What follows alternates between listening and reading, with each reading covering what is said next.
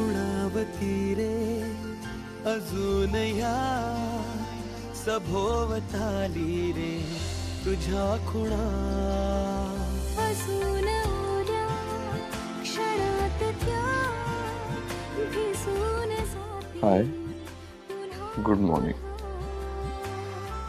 तुझ्यासाठी थर्मासमध्ये चहा करून ठेवलाय. ऑमलेट साठी तयारी करून ठेवली. ब्रेडला बटर लावून ठेवलंय. फक्त तव्यावर थोडं गरम करून घे. इन केस काही कळलं नाही तर मला मेसेज कर. मी लेक्चर मध्ये असेल.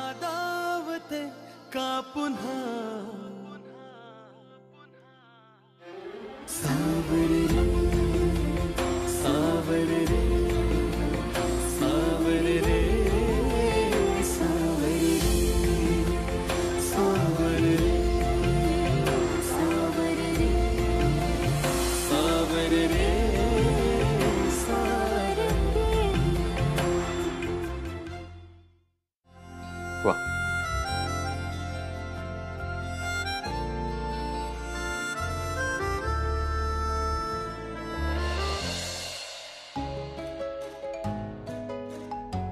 चहा कमाल झालाय. थँक्यू.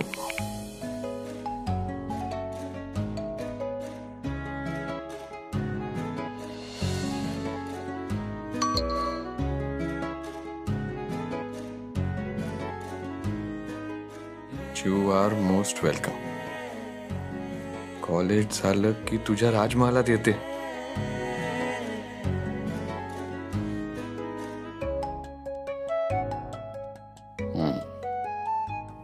ब्रेडला बटर लावून ठेवलंय.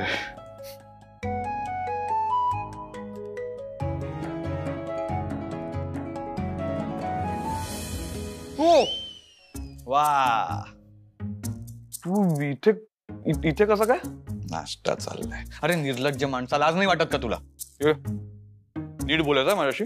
अरे मग तू नीट वाग ना जरा. मी काय केलं? वेदांत वानखेडे हाच तुमचा प्रॉब्लेम. तुम्ही काहीच नाही करत. सगळं ती बिचारी अमूल्य करते. आज सकाळी ब्रेकफास्ट कोणी केलं? चहा कोणी केला? आणि काल जेवण कोणी बनवलं? अरे भांडी कोणी घासली? माझ्या लक्षातच नाही आलं की भांडी पण घासायची असतात. अरे त्याआधी तिने कपडे धुतले, ते वाळत घातले. काय कपडे? आज सकाळी ती इथे आली होती. तिचं कॉलेज होतं तरी ती इथे आली होती. इथलं सगळं कामावर चहा करून गेली. का? कारण तुला चहा बनवता येत नाही म्हणून.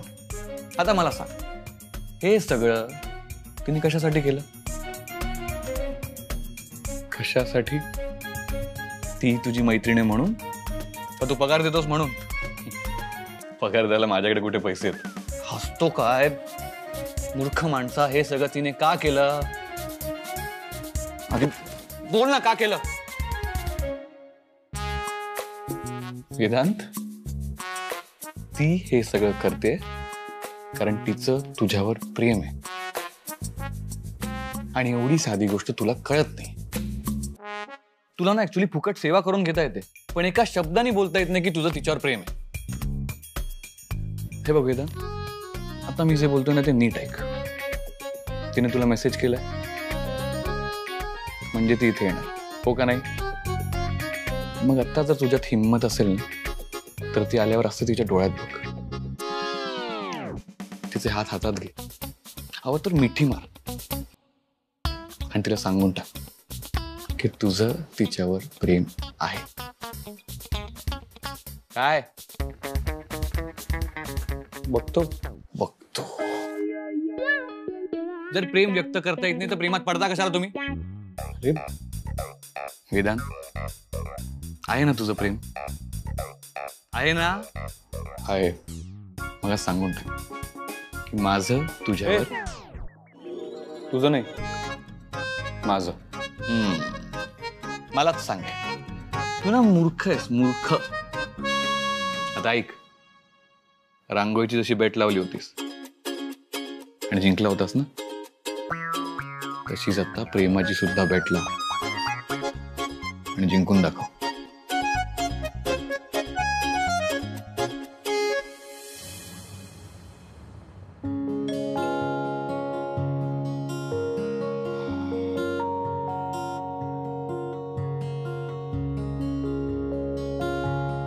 ये ना.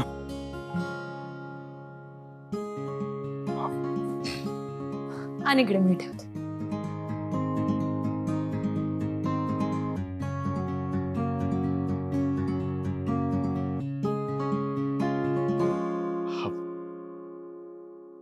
कसा झाला होता चहा?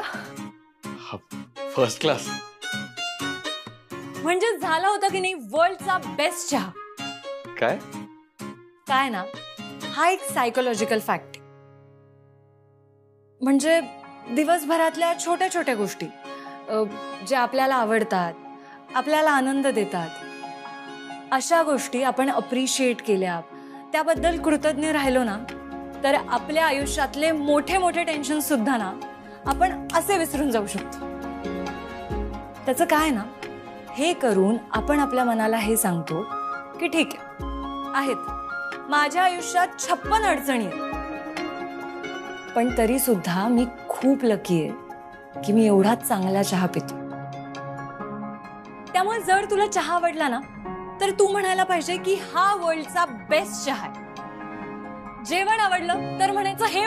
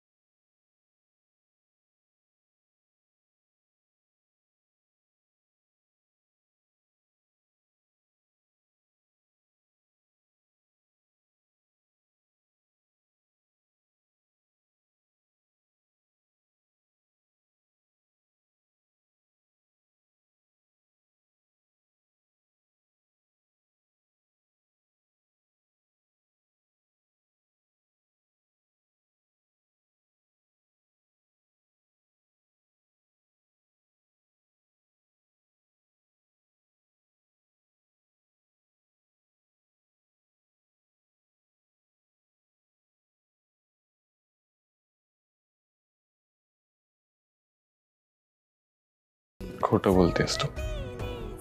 तू हे एवढं सगळं माझ्या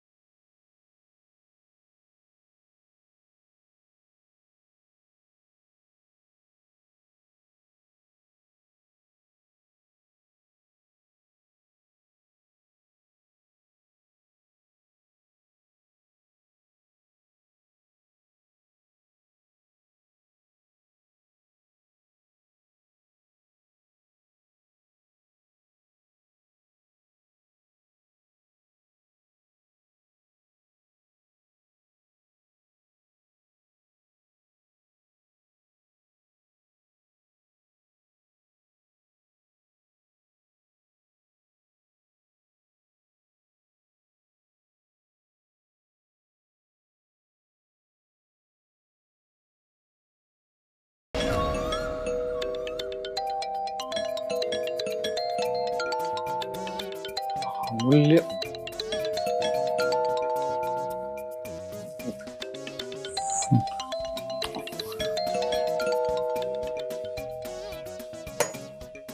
अरे काय वेदांत, किती वेळ दरवाजा उघडायला? अगं ते मी तू ये ना आत, ये ना आत, या.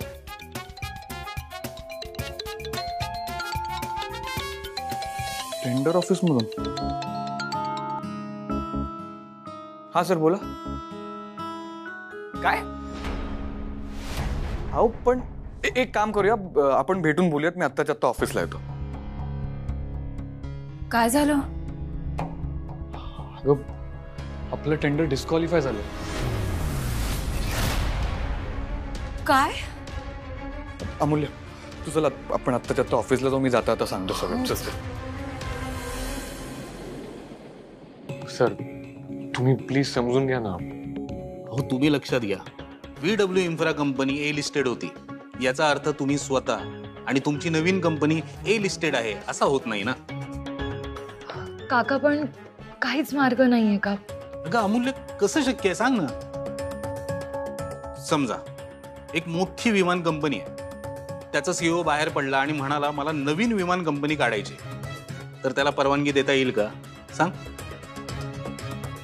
नाही ना. तसंच आहे.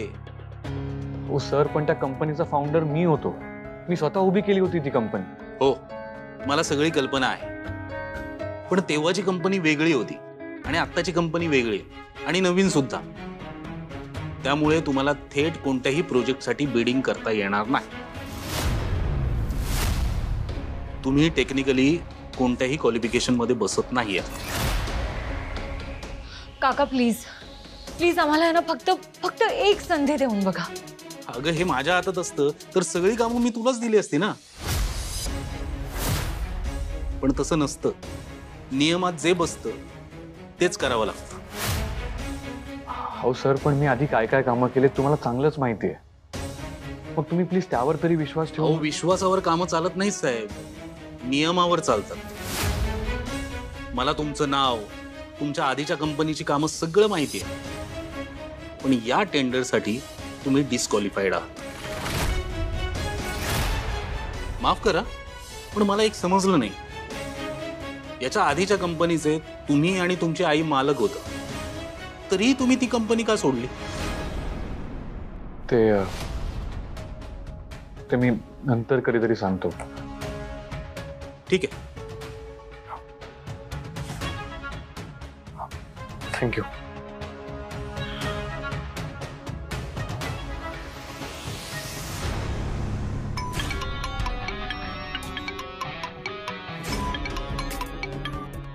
हॅलो, येस बोला.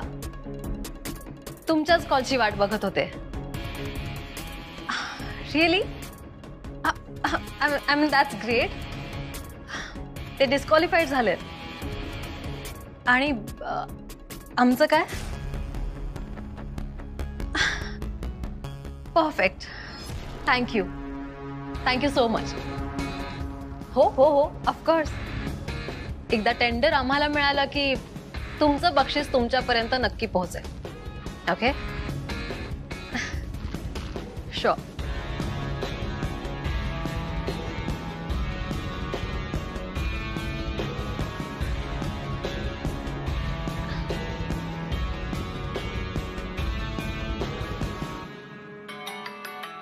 साहित्याचा फोन आहे. बघा. हा बोल. हाय, एक गुड न्यूज द्यायची आहे. काय? वेदांत इन्फ्रास्ट्रक्चरचं टेंडर डिस्क्वालिफाय झालंय. खरी आहे बातमी? 100%. माझ्या सोर्सकडून कॉल आला होता. गुड. मला वेदांतच टेन्शन होतं. त्याने आपल्यासोबत कम्पीट केलं असतं तर मोठा प्रॉब्लेम झाला असता. बरं, आपलं ठरल्याप्रमाणे चालू आहे? हो हो, अगदी. म्हणजे मी व्यवस्था तर तशीच करून ठेवली आहे. बरं, नूतन मॅमना तुम्ही सांगताय की मी सांगू? सांगतो मी सांगतो. परफेक्ट.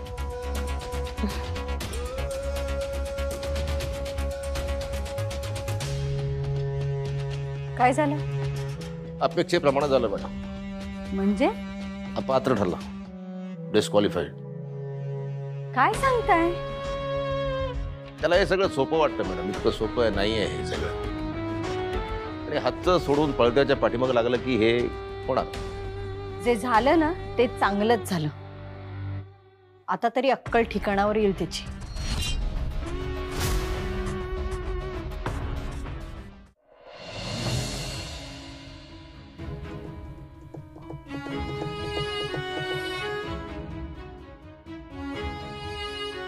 हो, ठीक आहे ना? तुला पाणी वगैरे काही हवं? वेदांत, कसला विचार करतोस? हे बघ, एवढा विचार नको करूस. होईल सगळं ठीक. आय नो की शून्यातून सगळं सुरू करायचं आणि मी नाही घाबरत त्या गोष्टीला. मी शून्यातून सुरू करीन आणि याहून मोठी कंपनी उभी करेन. पण वेळ वेळ खूप महत्वाची आहे अमूल्य. पण वेदांतरी यू नेव्हर नो, कदाचित देवाने तुझ्यासाठी याहून काहीतरी मोठं लिहून ठेवलं असेल. मला असं वाटतं कोणीतरी क्रूर मस्करी करते माझ्यासोबत. म्हणजे अशी वेळ माझ्यावर येऊच कशी शकते?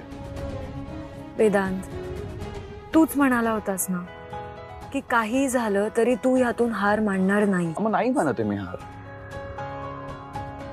त्यामुळे द प्रॉब्लेम इज मी अजून सुद्धा चाचपडतोय. अरे मग ठीक आहे ना. हे बघ, भले भले लोक आयुष्यभर चाचपडत राहतात, पण शेवटी उभे सुद्धा राहतात. ते तू सुद्धा राहशील. फक्त थोडा वेळ दे स्वतः.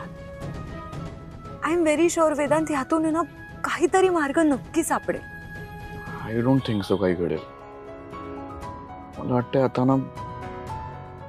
आता एकच ऑप्शन आहे, स्क्रॅच पासून सगळ्याला सुरुवात करायची. तू काहीही कर, मी तुझ्या सोबतच. थँक्यू अमूल्य. I just hope I don't let you down. मला खात्री नाही, माझा विश्वास आहे तू यातून मोठ्या ताकदीने अशी उंच भरारी घेशील. बघ, सत्य टेंडर ऑफिस मधून फोन. काय म्हणता? हा सर, बोला. तुम्ही निघालात का? नाही, मी ऑफिसच्या बाहेरच आहे. काय झालं? तुम्ही एक काम करा, आत्ताच्या आत्ता मला येऊन भेटा. आत्ता? हो, आत्ता लगेच या, लवकरात लवकर या. ओके, आलोच.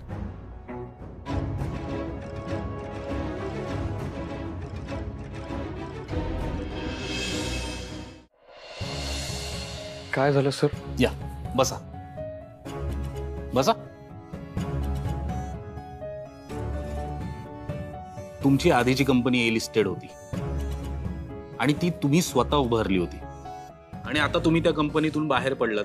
याचा अर्थ तुम्हाला पुन्हा सगळं नव्याने शून्यापासून सुरुवात करावी लागेल. अर्थात छोटे छोटे कॉन्ट्रॅक्ट मिळवून तुम्हाला ए लिस्टेड कॉन्ट्रॅक्टर बनावं लागेल. हो सर, करेक्ट आहे. माझ्याकडे एक असं काम आहे ज्यात हे टेंडर भरणं, बिल्डिंग वगैरे हे सगळं मी बाजूला ठेवू शकतो. मला समजलं नाही तुम्ही काय बोलताय. गोंदियातल्या एका गावात नदीवर पूल बांधायचं. छोटं काम आहे, 30 लाखापर्यंत. पण हे काम जर तुम्ही वेळेत पूर्ण केलं तर. सर, मी 8 वर्षापूर्वी अशी कामं केली. मला माहिती आहे, मला जमेल. मग पुन्हा करा. तुम्हाला पहिलं काम मिळेल आणि नदीवर पूल बनेल. तुम्ही हे काम पूर्ण करून दाखवा. मी तुम्हाला डायरेक्ट सर्टिफाईड करून टाकतो, क्वालिफाईड कॉन्ट्रॅक्टर लेवल 2 म्हणून. जमेल का हे काम? ऑफकोर्स सर, का नाही जमणार. मग उद्याच तुम्ही नवीन कॉन्ट्रॅक्टर म्हणून इसारा रक्कम 10 लाख भरावी लागेल. चालेल? हो, चालेल. अभिनंदन, तुमच्या कंपनीला पहिलं कॉन्ट्रॅक्ट मिळालं. कॉंग्रॅच्युलेशन. Thank you so much.